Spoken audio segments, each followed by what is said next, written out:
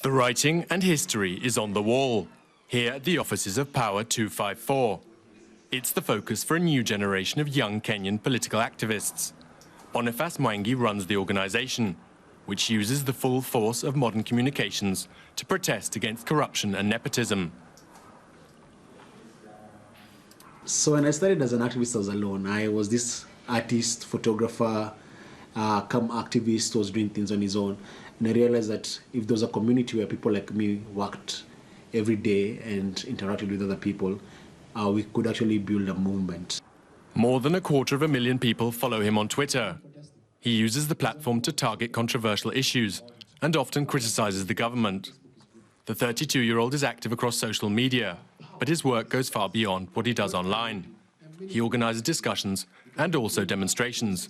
Most memorable protest that I'll never forget is Occupy Langata Primary School, where the deputy president of this country had grabbed a school playground to build a parking. And he went there to join the kids to reclaim back the playground. There were police officers who were armed. They threw tear gas at the kids, but the kids never gave up, and they came back and reclaimed back the playground. The social media base he's built up has given him a global reach. 26-year-old Sarah Malia is from Malta. She decided she wanted to work for PAWA after watching a documentary about Boniface. 2 years ago, she started as an intern. Now she's employed there. Everything that we do here has a bit of an activist twist, you know? So how do you use social media for social change?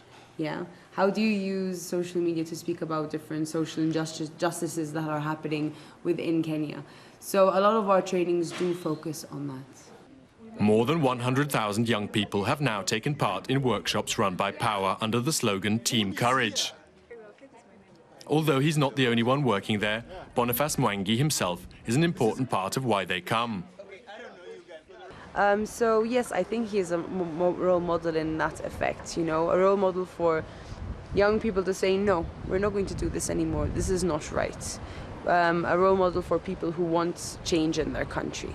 My ideas for the future, I would like to play a bigger role in the governance of this country, or get to a place or a public position where I have a more defined role in the work that I do.